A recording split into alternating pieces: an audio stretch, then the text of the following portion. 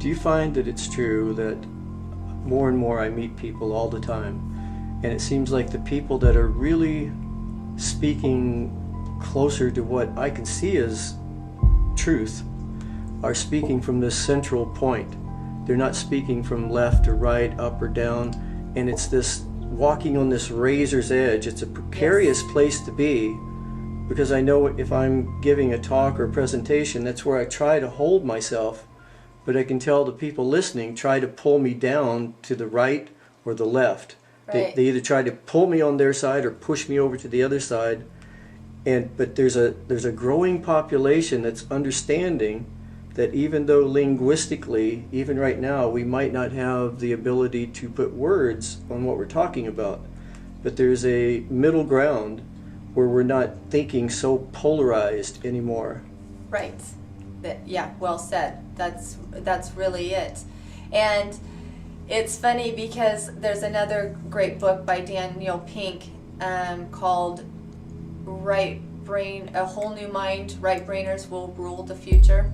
And you know, in our society, we have overdeveloped our intellect. We have really, for the last 100 years, really put a lot of emphasis on our left brain and technology and all the analyzing and such. And the right brainers, they are the creative people, they're our artists, they're our musicians, and we've kind of looked at them like, oh, get your act together, people.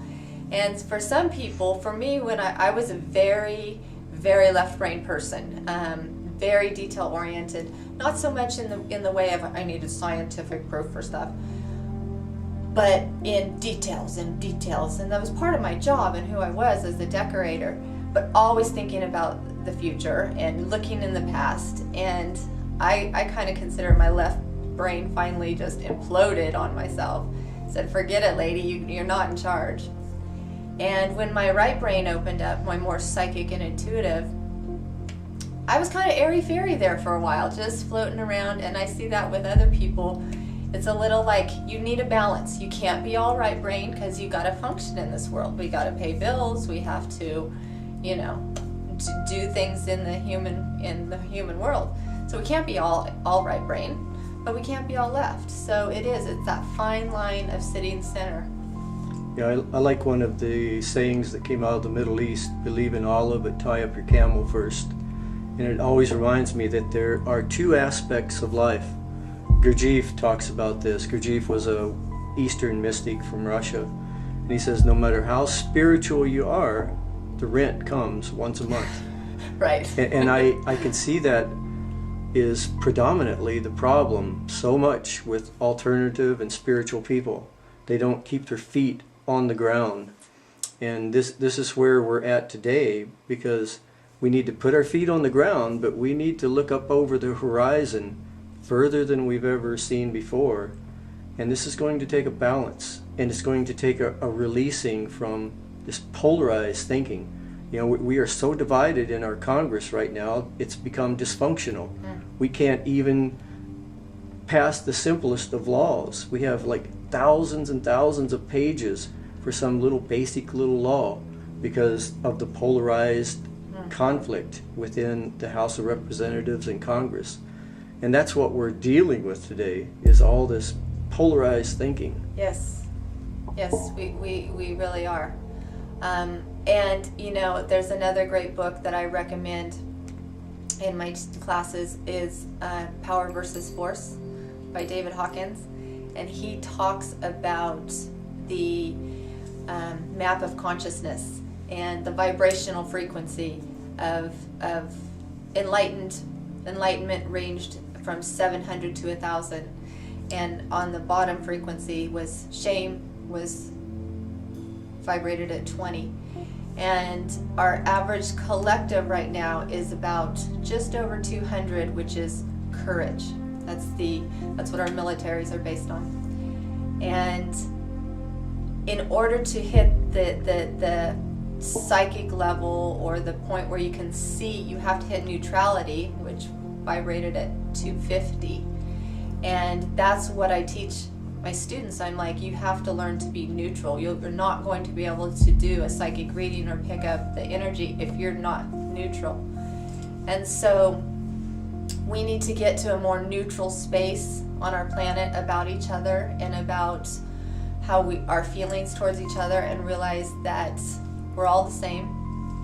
And then after we hit neutrality, we can keep ascending up the consciousness level, and love vibrates at 500. So if we could all stay at the love feeling, we would have a completely different planet. Yeah, it seems like I was talking with Bruce Lipton about the collective consciousness and the collective level of consciousness. And like he was saying, there's people like Lewis Thomas, The Lives of Cells, Peter Russell, Pierre Desjardins. All of these people in the past have been talking about this collective awakening. And it seems like we're all trying to help that awakening from whatever perspective or platform we have in life, and whatever academic experience, whatever medium experience or media experience. And I see this as what you're doing in your way, because every single person we help, we have no idea how much effect that really has on the collective consciousness. And I think we will approach a day someday when collectively we will wake up on this planet with planetary consciousness, and that will reverberate out and affect everybody to some degree according to what level they're at. Yeah, I agree. I agree. And that's what's so beautiful, because the variety of people that come into my classes, and sometimes they're telling their husbands that they're going to meditation class or a Mary Kay party because they don't want it to, or their co-workers, they're afraid to say, I'm going to a psychic class to develop my psychic ability. But it's so amazing to see them, whatever bit of information, and for each one it might be something different that in the 6-week class, but it'll be that one piece that really sparks it for them, and then they just take it and run. And I get to see some of the benefits that happen in their workplaces when they're no longer having work conflicts with people, or their home life, or they have people now coming to them saying, what are you doing? Why are you so happy? What's going on with you? You're not offended anymore. And so it is part of, I may just give them the seed, but they're taking it out there and making it grow. So it doesn't matter how small, but it does have a big effect. Where did you get your training for mediumship? My mediumship training, I went to Arthur Findlay Spiritualist College in England.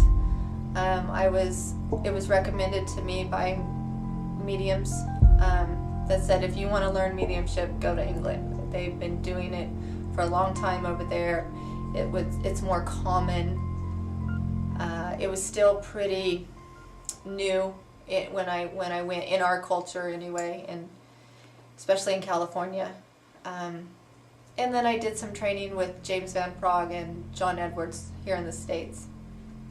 So if somebody would take it's a 6-week course, what would they expect? It's probably different than what they expect, what psychic ability is. But one, they're going to have to learn their chakras, because that's where, to understand ourselves as an energy being, you got to dive into the chakras. They're going to learn about their shadow and the mirrors that affect their worlds. They get to meet their spirit guide, because we all have a spirit guide. And really, one gal said to me that just finished the last class, she says, you finally gave me back myself. It's like they're going to get in touch with their spirit. And then once they're in touch with their spirit and understand themselves as a spiritual being, everything in your world changes. Yeah, I was talking to a shaman once, and he said one of the biggest problems in our culture, especially a Western culture, is we have to sell out so much that we actually fragment our soul. And our soul is fragmented because the soul can't partake in certain things that in a Western society that we do. It's so rigid, and we end up having to be part of a process that we don't totally agree with. And it seems like something that, like what you do, would help pull in those fragments. Yes, right. That's a great way to put it. And it really is. And when you start to get in touch with your spirit, things change. You start automatically making better choices for your body because your body won't tolerate the same things that you used to do to it. You will probably change your environment because you'll be more sensitive. When we tap into our sixth sense, all our other five senses increase. So your sensitivity to sound, your sensitivity on your skins. And so people make changes. If they're hanging around negative environments, they probably won't do that. Or maybe they're going to clean up their physical space because now all the clutter in their home is irritating them. So it's, like I say, when you go sixth sensory, there's no going back. It's like once you have AM radio and you get exposed to XM radio, it's a huge difference between the frequency. And so nothing is really the same after you understand how your sixth sense works. Is there a certain level that a person should be at before they come to you? Like, I would assume that anyone, for instance, addicted to drugs would need to be off of drugs for at least 6 months, a year. Are there any basic qualifications to come to you, other than just the desire to? I think it's mostly the desire and the open heart and the open mind, you know. And I tell people, take what feels right and leave the rest. But it's more just the curiosity. I find a lot of people who end up developing their psychic ability or just getting their gifts sometimes comes through tragedy, crisis, near-death experience, auto accidents. Very common to have people open up that way. I think it's a lot better if people open up gently and because they're choosing to come in and understand rather than the universe, you know. Yeah, I used to tell my kids that the universe has a way of talking to you, and it can either whisper or scream. But either way, you're going to listen to what the universe has to say. And I think as a society, unfortunately, we're waiting till it screams. It's been whispering now for 100 years, and it's starting to yell and shout. But I think we're getting down to the screaming part. And I think if we can just wake up as individuals, the sphere of influence that we have as powerful spiritual beings could really, really help. And we think that as an individual, I have no power, no effect, but that's something that's been ingrained and indoctrinated into us since we're little kids. But we really are powerful beings, don't you agree? Oh, absolutely. The only thing we have really control over is our own self and our world. No matter what's going on around us, we have the power to control what goes on inside of us. And that is part of the process of getting in touch with your sixth sense, is so you can not be affected by what's going on outside of you.